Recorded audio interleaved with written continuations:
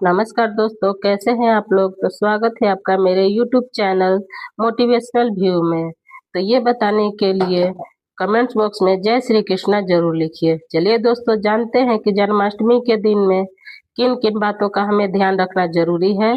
पहली बार व्रत कर सकते हैं या नहीं। चलिए वीडियो को शुरू करते हैं बिना देर किए हुए, और सब कुछ मैं आपके साथ शेयर करूंगी। पहले दोस्तों, अगर आपको मेरा वीडियो पसंद आता है तो प्लीज आप मेरे चैनल को सब्सक्राइब कर दीजिएगा, और वीडियो अच्छा लगता है तो एक लाइक जरूर कर दीजिएगा। व्रत हमें किस दिन रखनी है, पूजा का क्या नियम विधि है, सब कुछ मैं आज आपके साथ शेयर करूंगी।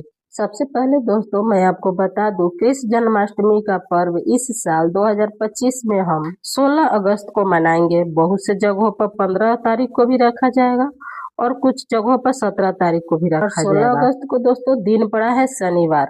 शनिवार के दिन ही हम कृष्ण जन्माष्टमी का पर्व त्योहार मनाएंगे। लेकिन दोस्तों, आप अपने घर का भी नियम देख लीजिएगा कि अगल बगल में या आस पड़ोस में लोग कब मनाते हैं, उसको ध्यान में रखते हुए हम लोगों को जन्माष्टमी का पर्व मनाना है।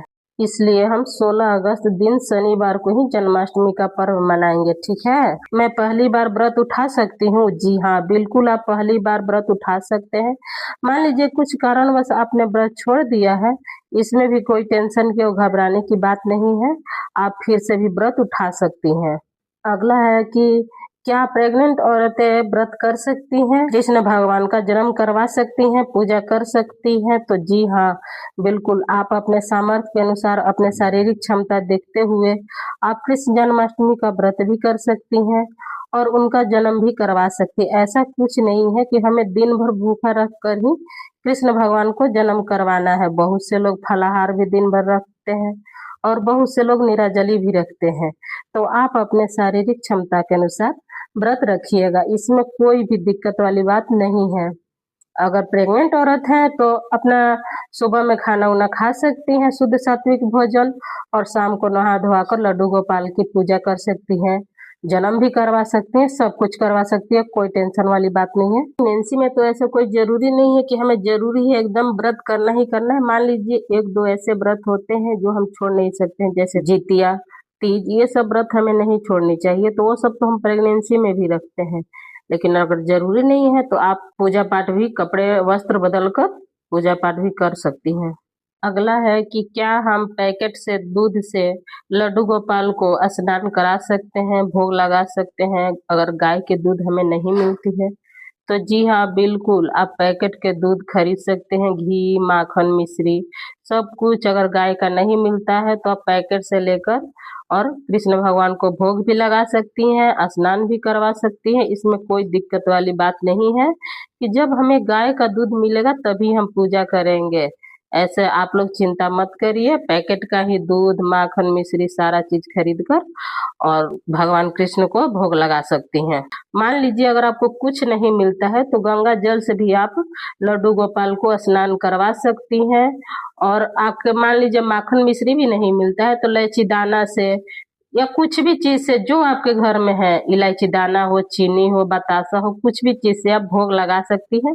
भगवान ये नहीं बोलते हैं कि हमें ज्यादा टेंशन लेकर और पूजा पाठ करनी चाहिए, जो है जितना है उतना ही में करना चाहिए। और मान लीजिए जिसकी सामर्थ्य है वो तो 56 भोग भी लगाते हैं, और जिसकी नहीं है वो मिश्री से भी अपना भोग लगा देंगे, तो भी भगवान स्वीकार कर लेते हैं। कृष्ण भगवान का हम 16 तारीख को विधि विधान से पूजा पाठ करेंगे शाम को। और जो लोग मान लीजिए कि जन्म करवाते हैं वो तो रात्रि में मध्य रात को करवाएंगे। और कृष्ण भगवान का जन्म रोहिणी नक्षत्र में हुआ था और भादों की अष्टमी तिथि को हुआ था, इसलिए हम व्रत 16 अगस्त को रखेंगे। दिन पड़ रहा है शनिवार। और लड्डू गोपाल हो तो छोटा सा वस्त्र, पीला वस्त्र या चाहे किसी भी रंग का वस्त्र हो, आप नया वस्त्र उस दिन कृष्ण भगवान के जन्म के दिन आप पहना सकते हैं। और आप लोगों को कोई जरूरत नहीं है कि हम नया वस्त्र पहनकर ही पूजा करेंगे। धुला हुआ कपड़ा होना चाहिए, आप पहले से यूज भी कर सके हैं तो उसका कोई दिक्कत नहीं है, धुला हुआ होना चाहिए और पूजा पाठ आप लोग कर सकते हैं।